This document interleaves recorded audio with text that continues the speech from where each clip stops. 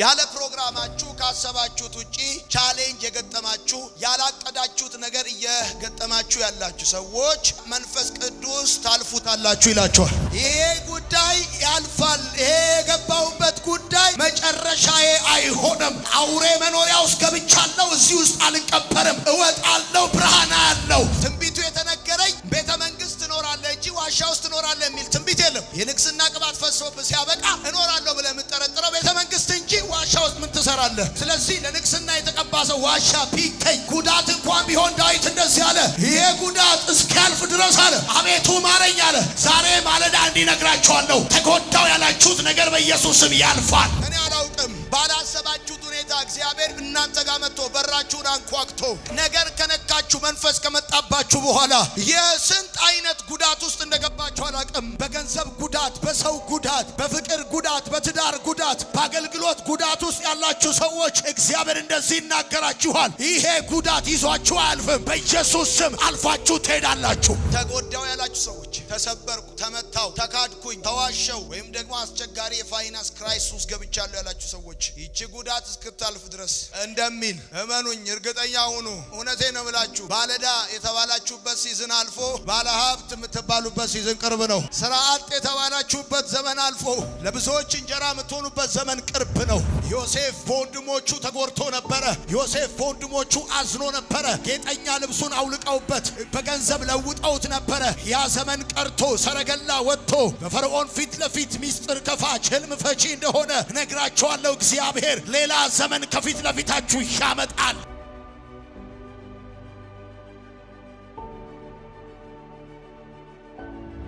ማረኝ አቤቱ ማረኝ፣ ነፍሴ አንተን ታምናለችና ጉዳት እስክታልፍ ድረስ በክንፎችህ ጥላ እታመናለሁ። ይህንን መዝሙር ዳዊት የዘመረው ከሳኦል ፊት ሸሽቶ በዋሻ በነበረበት ጊዜ የዘመረው መዝሙር፣ ጊዜው ከሳኦል የሸሸበትና ደግሞ ቦታው ዋሻ ውስጥ የገባበት ጊዜ ነበረ። ዳዊት ከሳኦል ጋር በተፈጠረ አለመግባባትና ግጭት ምክንያት ረጅሙን ጊዜውን ያሳለፈው በመከራ በጭንቀትና በስደት ከአንድ ቦታ ወደ ሌላ ቦታ በመለዋወጥ ስፍራውን ቋሚ አድራሻ ሳይኖረው ቦታ እየቀያየረ ሰፈር እየቀያየረ ስፍራ እየቀያየረ ነው የኖረው። ይህ ዳዊት ይህን መዝሙር ሲዘምር የዘመረበት ቦታ መጽሐፍ ቅዱሳችን ላይ ፈልጋችሁ ስታገኙት አንደኛ ሳሙኤል መጽሐፍ ምዕራፍ 23 ቁጥር 1 ነው። በአዶላም ዋሻ ውስጥ ነው ይህን መዝሙር የዘመረው። ወቅቱና ሰዓቱ አስቸጋሪና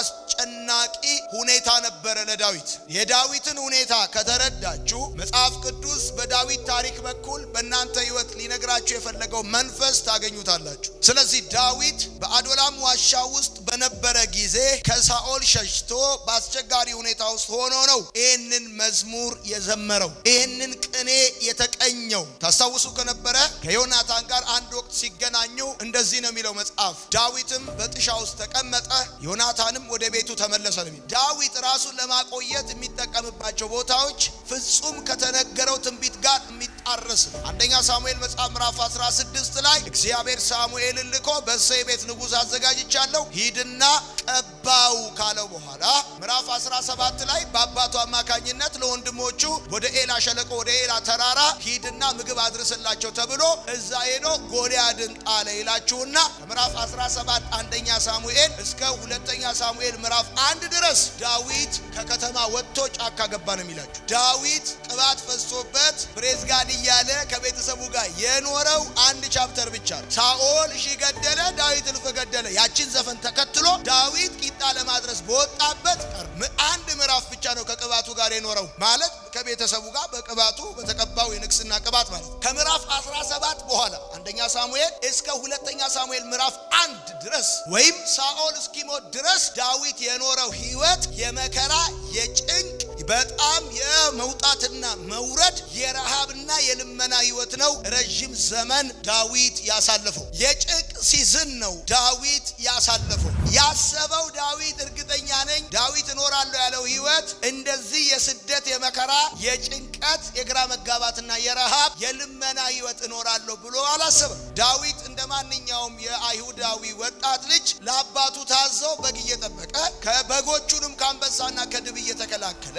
ጥሩ ጨዋነትና ኮሚትመንት ያሳልፍ ነበር እንጂ ቅባት እቀባለሁ ብሎ አላሰበም። እንዲህ አይነት የስደት ህይወት እኖራለሁ ብሎ አላሰበም። ያለ ፕሮግራሙ ነው ይሄ ነገር የገጠመው። ያለ ፕሮግራማችሁ ካሰባችሁት ውጪ ቻሌንጅ የገጠማችሁ ያላቀዳችሁት ነገር እየገጠማችሁ ያላችሁ ሰዎች መንፈስ ቅዱስ ታልፉታላችሁ ይላችኋል። እንደውም አንዳንድ ጊዜ ደግሞ ትንቢቱ አሁን ዳዊት ይህን መዝሙር ሲዘምር የዘመረው ዋሻ ውስጥ ሆኖ ነው። ዋሻ የሰው መኖሪያ አይደለም፣ የአውሬ መኖሪያ ነው። እና ዳዊት ይህን ነገር የዘመረው የአውሬ መኖሪያ ዋሻ ውስጥ ምቾት የለም፣ አልጋ የለም፣ ምግብ የለም፣ መብራት የለም። እንደውም ዋሻ ሰው ለመኖሪያነት ሳይሆን የሚጠቀመው አውሬ ነው ዋሻ ውስጥ የሚኖረው። ዳዊት መዝሙር 56 በቅንፍ 57ን የዘመረው ከሰውነት ያኗኗር ደረጃ ወደ አውሬ አኗኗር ገብቶ ነው። ይህን መዝሙር ማረኝ አቤቱ ማረኝ አለና ዳዊት ደስ ያለኝ ነገር እንደዚህ ያለ ጉዳት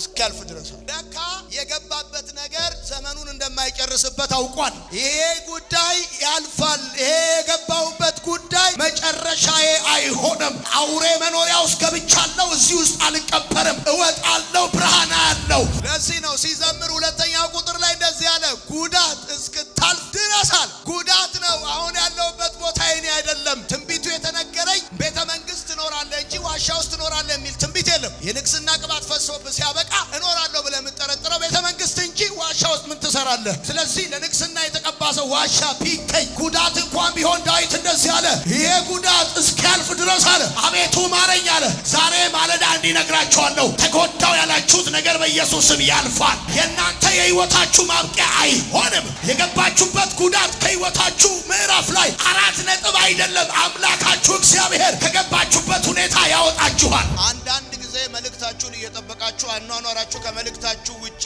ሀዲዱን ስቶ ስታዩት ያስደነግጣችኋል። የፈሰሰበት የንግስና ቅባት ሆኖ ሳለ ዳዊት የሚኖረው ኑሮ የአውሬ አይነት ኑሮ ነው። ንጉስ እያሳደደው እንደውም ዳዊት ሳኦል እንደዚህ ያለው እኔ በፊት እንደ ውሻ ነኝ አለ። በዳዊትና በሳኦል መካከል ያለው ንጽጽሩ የውሻ ያህል ነው እና አንድ ትልቅ ሰው እያባረረው እዛ ዋሻ ውስጥ ሆኖ ዳዊት እንደዚህ ያለ ከዚህ ውስጥ ለመውጣት አንተን ብቻ ነው የምታመነው። ለካ ጉዳት ነው፣ እውነቱን ነው። ያልሆነ ቦታ መግባቱ ጉዳት ነው። ከተነገረው ውጪ እሱ እቅዱ ባልሆነበት ቦታ ነው እየኖረ ያለው። ይሄ የገባበት ጉዳት ግን፣ ይሄ የሚኖርበት ዋሻ ግን የህይወቱ ፍጻሜ እንዳልሆነ፣ ይሄ አሁን እያየ ያለው መከራ ማብቂያው እንዳልሆነ፣ መጨረሻው እንዳልሆነ እኔ አላውቅም። ባላሰባችሁት ሁኔታ እግዚአብሔር እናንተ ጋር መጥቶ በራችሁን አንኳክቶ ነገር ከነካችሁ መንፈስ ከመጣባችሁ በኋላ የስንት አይነት ጉዳት ውስጥ እንደገባችሁ አላውቅም። በገንዘብ ጉዳት፣ በሰው ጉዳት፣ በፍቅር ጉዳት፣ በትዳር ጉዳት፣ በአገልግሎት ጉዳት ውስጥ ያላችሁ ሰዎች እግዚአብሔር እንደዚህ ይናገራችኋል። ይሄ ጉዳት ይዟችሁ አያልፍም። በኢየሱስ ስም አልፋችሁ ትሄዳላችሁ። ተጎዳው የምትሉ ሰዎች፣ ተመታው ቆሰልኩኝ የምትሉ ሰዎች እግዚአብሔር ዛሬ ማለዳ እንደዚህ ይላችኋል። የገባችሁበት ጉዳት መሞቻችሁ አይሆንም። ታልፉታላችሁ፣ ትወጡታላችሁ፣ ትሻገሩታላችሁ። ዳዊት አንድ ነገር አውቋል። በዚህ ጉዳት ውስጥ እንደማይሞት አውቋል። ዳዊት አንድ ነገር አውቋል። በዚህ መከራ ውስጥ ህይወቱ እንደማይደመደም አውቋል። ዳዊት አንድ ነገር አውቋል። የአዶላም ዋሻ የህይወቱ መጨረሻ እንዳልሆነ አውቋል። ይቺ ጉዳት እስክታልፍ ድረስ አለ አቤቱ ማረኝ አለ። ለካ የገባበት ነገር ይዞት እንደማያስቀረው አውቋል። ልክ ነው፣ ጉዳት ነው። ዋሻ ውስጥ መገኘት ጉዳት ነው። ቤተ መንግስት ጠብቃችሁ አውሬ መኖሪያ ውስጥ መገኘት ጉዳት ነው። አንድ ነገር ግን ዳዊት ይናገራል እስክታልፍ ድረስ እንዳለ ዛሬ ማለዳ ትንቢት እናገራለሁ። የምታልፉበት ነገር በኢየሱስ ስም ጥሏችሁ ይቀራል። ተጎዳው ያላችሁ ሰዎች፣ ተሰበርኩ፣ ተመታው፣ ተካድኩኝ፣ ተዋሸው ወይም ደግሞ አስቸጋሪ የፋይናንስ ክራይሲስ ውስጥ ገብቻለሁ ያላችሁ ሰዎች ይቺ ጉዳት እስክታልፍ ድረስ እንደሚል እመኑኝ፣ እርግጠኛ ሁኑ። እውነቴ ነው ብላችሁ ባለዳ የተባላችሁበት ሲዝን አልፎ ባለሀብት የምትባሉበት ሲዝን ቅርብ ነው። ስራ አጥ የተባላችሁበት ዘመን አልፎ ለብዙዎች እንጀራ የምትሆኑበት ዘመን ቅርብ ነው። ይቺ ጉዳት እስክታልፍ ድረስ ለካ የገባበት ነገር ማብቂያው እንዳልሆነ ገብቶታል። ገብታችኋል ማለት እስከ ቁርጭምጭሚታችሁ አይደለም፣ እስከ ጉልበታችሁ፣ እስከ ወገባችሁ፣ እስከዚህ ድረስ የተዘፈቃችሁበት ጉዳይ እንደሚገርም ዋናተኛ አምላክ አምላኬ እየከፈለ ያወጣችኋል። ዮሴፍ በወንድሞቹ ተጎርቶ ነበረ። ዮሴፍ በወንድሞቹ አዝኖ ነበረ። ጌጠኛ ልብሱን አውልቀውበት በገንዘብ ለውጠውት ነበረ። ያ ዘመን ቀርቶ ሰረገላ ወጥቶ በፈርዖን ፊት ለፊት ሚስጥር ከፋች ህልም ፈቺ እንደሆነ ነግራቸዋለሁ። እግዚአብሔር ሌላ ዘመን ከፊት ለፊታችሁ ያመጣል። ጉዳት የምታልፉበት እንጂ እናንተ የምትቀሩበት እንዳልሆነ የምትማሩበት እንጂ የምትዘምሩበት እንጂ ቅኔ የምትቀበሉበት እንጂ ትምህርት የምትቀበሉበት እንጂ ምስክርነት የምታዘጋጁበት እንጂ የምትቀበሩበት በፍጹም አይሆንም። ተገፍታችኋል፣ ለክብር ይለወጣል። ተክዳችኋል፣ እግዚአብሔር ለብዙዎች አባት ያደርጋችኋል። ሁኔታዎች ተበላሽተዋል፣ በኢየሱስ ስም አትቀበሩበትም። መጽሐፍ ለሁሉ ጊዜ አለው እንደሚል በጉዳት ሲዝን ምንም ማድረግ አትችሉም ይሆናል። የጉዳት ሲዝን ሲያልፍ ግን ብዙ ነገር ማድረግ የምትችሉበት ዘመን ይመጣል። ዮሴፍ ከወንድሞቹ ለማምለጥ አንዳች ነገር ማድረግ አልቻለም ነበረ። ነገር ግን ለወንድሞቹ እህል ለመስፈር ለወንድሞቹ ሀገር ለመሆን እግዚአብሔር እንደሾመው ልክ እንደዛ ዛሬ ምንም ነገር ማድረግ አልቻላችሁም ማለት ነገ ምንም ነገር ማድረግ አትችሉም ማለት አይደለም። ይሄ የምታልፉበት ነገር የምትሞቱበት ሆኖ አይተመተምም። እግዚአብሔር ከዚህ ውስጥ ትምህርት ያወጣል፣ መንፈስ ያወጣል፣ ቤተ ክርስቲያን ያወጣል። አሁን የቆምንበት አደባባይ መጨረሻችን አይደል። ስለዚህ እዚህ መድረክ ላይ ቆመ የከፈልከው ዋጋ ካለ ልትቆጭ አይገባም። የተመታው ነገር ካለ ያጣው ነገር ካለ ልታዝን አይገባም። እያለፍክ እንጂ እየቀራ አይደለም። አንተ መንገደኛ እንጂ ነዋሪ አይደለም። አለ ክብር፣ አለ ሲዝን፣ አለ ጄኔሬሽን፣ አለ ከፍታ፣ አለ እግዚአብሔር ያየው አለ።